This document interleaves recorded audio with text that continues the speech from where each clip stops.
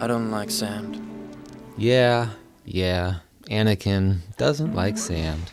And just the same, many fans don't like that line either. It's coarse and rough and irritating, and it gets everywhere. Yeah, we all know this dialogue has become the favorite punching bag among the fandom. But what if this could actually be a pretty clever bit of writing that hits all the bases by fitting the characters, the moment, and the themes of the saga perfectly? And smooth.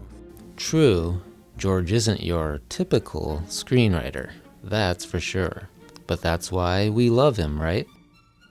Regardless of your take on this dialogue, I thought we could have a closer look at it and try to see if it's a little misunderstood or written off too quickly, or if it is indeed just bad writing and an epic fail.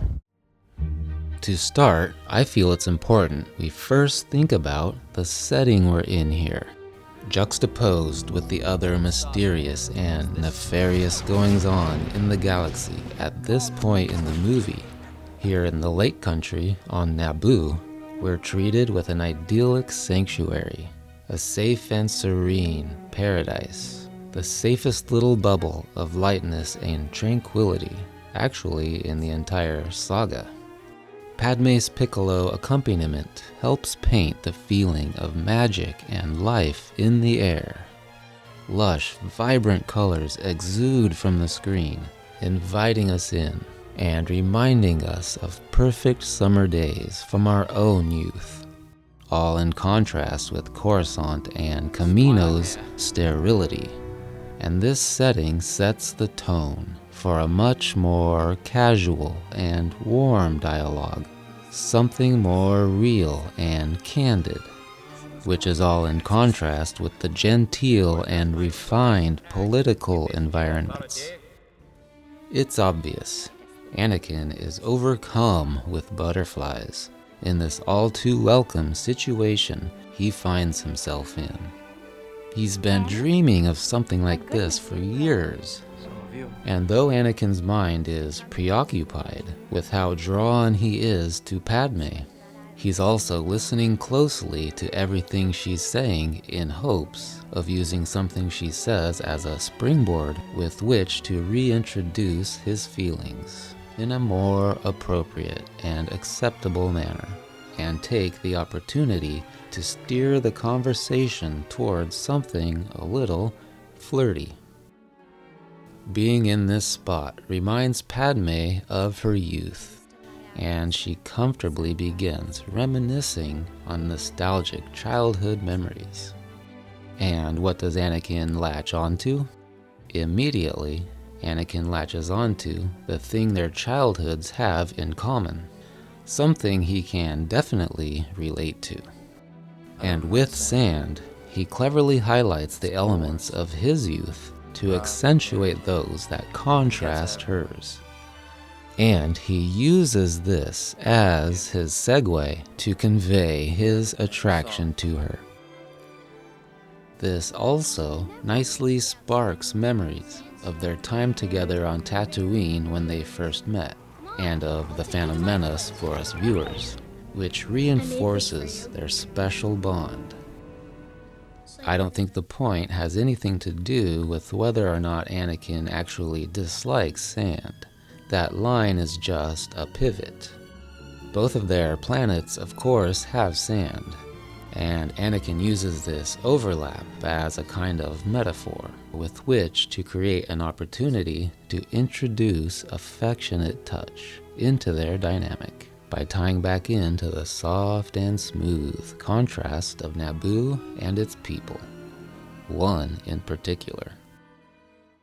Yes, of course, the line is a little silly and delivered a bit like a dad joke, and you can call it cringy if you want, but it is pretty clever from a character standpoint, especially for someone who has never done anything like that before.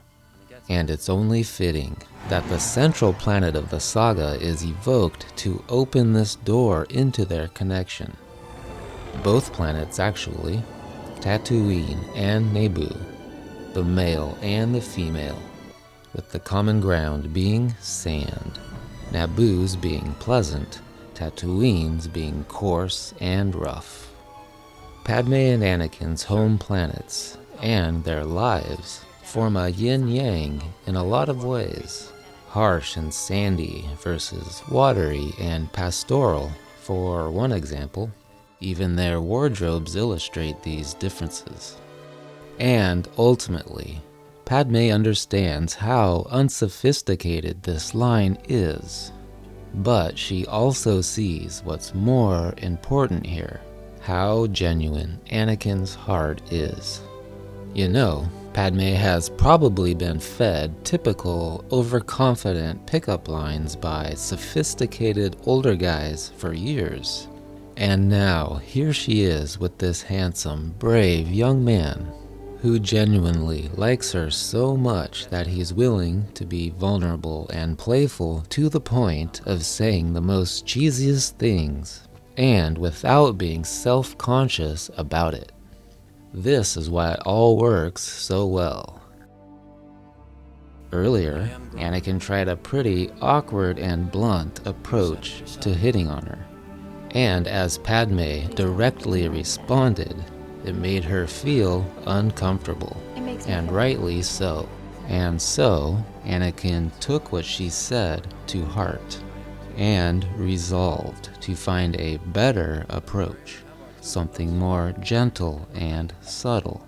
And I think that effort he showed to observe and respect her boundaries went a long way in showing her just how much he cared about her and her wishes.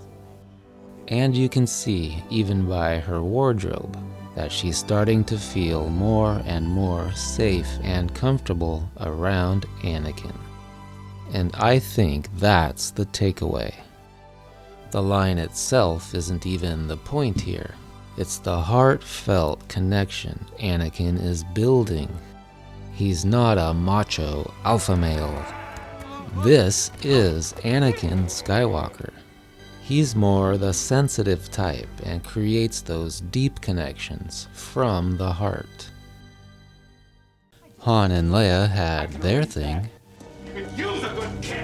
and Anakin and Padme's story calls for something different that suits their characters. So, back to the scene. While pushing through his fears and awkwardness, and gulping between the words soft and smooth, he finally breaks the touch barrier, which brings out a spontaneous smile of joy, which shimmers like the sun on the surface of the wavelets of the lake. And the way Anakin smiles here seems to be inspired by Sebastian Shaw's smile to Luke, which now always gets me in the feels every time I get to that scene in Return of the Jedi.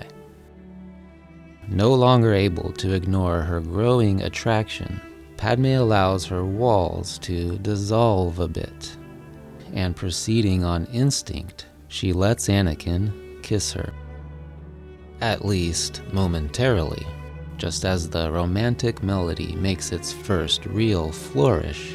We then have a rather unique Star Wars moment as the musical score is interrupted, cut off, as Padme snaps back into the world of propriety and expectations.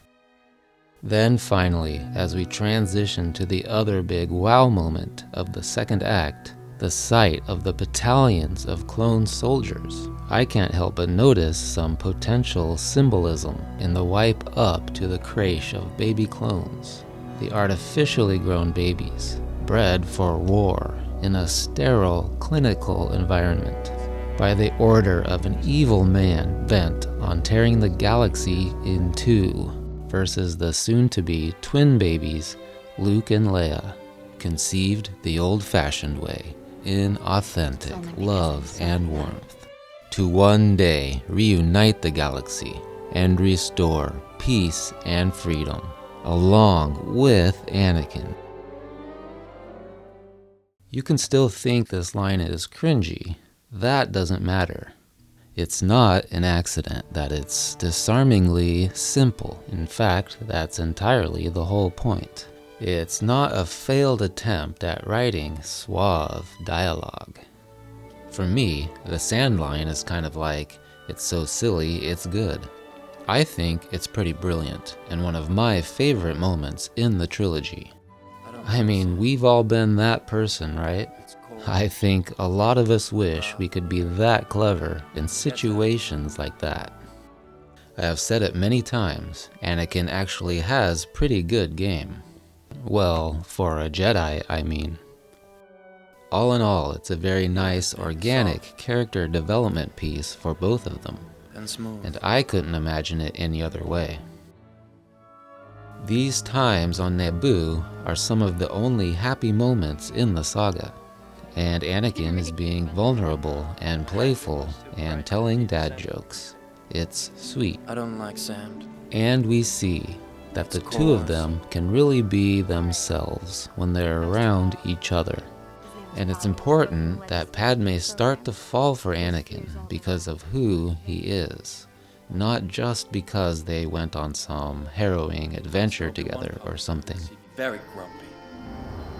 So, let me know if this helps you see how it all fits together and organically serves the characters and the themes. Here. I hate turkey. This is Anakin Skywalker.